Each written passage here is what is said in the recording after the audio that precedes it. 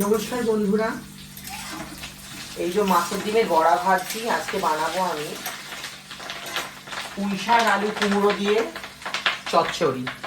তাতে মাছের ডিমের বড়া ভেজে দেবো আমি, তাই জন্য বড়া ভাজছি। আর তার সাথে একটু মাছের তেল দিয়ে দেবো। এই যে মাছের তেল, এটা বাঙালির একটা ছোট্ট ভালোই প্রিয় খাবার। বড়াগুলো মোটামুটি লাল হয়ে এসছে, যে দেখতে পাচ্ছ। এই বড়াগুলো তুলে নিয়ে আমি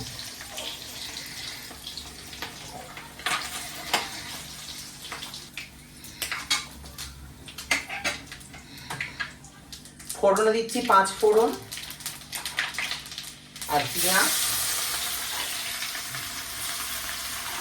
কাঁচা লঙ্কা।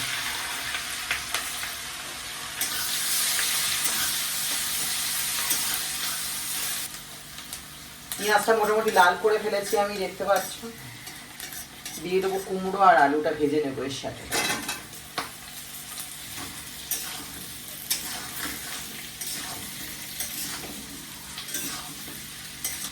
মোটামুটি দেখো ভাজা হয়ে এসছে আমার আলু আর এটা কুমড়োটা।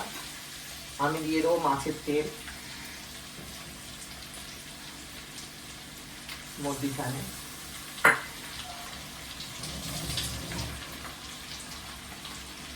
মাছের তেল দিয়ে দিলাম। এছাড়া দিয়ে দেবো আমি হলুদ 1.5 চামচ মতন হলুদ,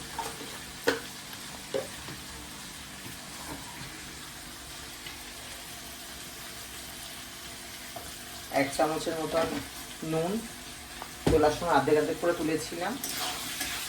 আর দিয়ে দেবো টমেটো, দিয়ে মাছের তেলটা ভালো করে ভাজবো। মাছের তেলটা মোটামুটি ভাজা হয়ে এসেছে, দেখতে পাচ্ছ। তেলটা অনেকটা বেরিয়েছে মাছের তেল থেকে। এই যে দেখতে পাচ্ছ কত তেল বেরিয়েছে। এতে দিয়ে দেবো আমি জিরে আর লাল লঙ্কা বাটা।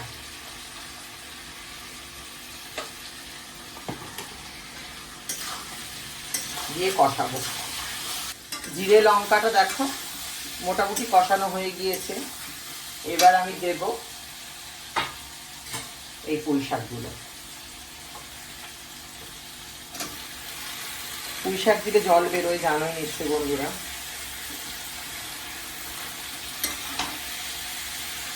দিয়ে ভালো করে নেড়ে চেড়ে পুঁই শাকটা ঢাকা দিয়ে দেবো।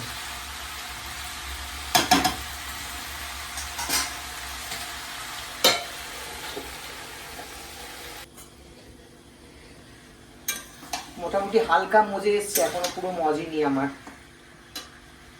অল্প কিছু বড়া দিয়ে দেবো, কিছু বড়া রাখবো আমি মাছের ডিমে, নরম নরম দেখে দেবো।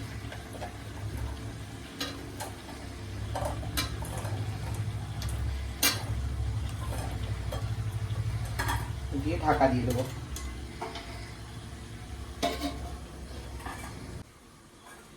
মোটামুটি আমার চচ্চড়িটা হয়ে গিয়েছে। এই যে মাথা মাথা মোটামুটি হয়ে গিয়েছে আমার চচ্চড়িটা।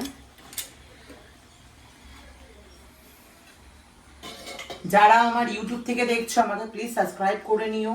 আর যারা আমার ফেসবুক থেকে দেখছো আমাকে ফলো করো, লাইক করো, শেয়ার করো। এতক্ষণ ধরে ভিডিওটা দেখার জন্য অসংখ্য ধন্যবাদ। খুব ভালো থেকো বন্ধুরা। টাটা।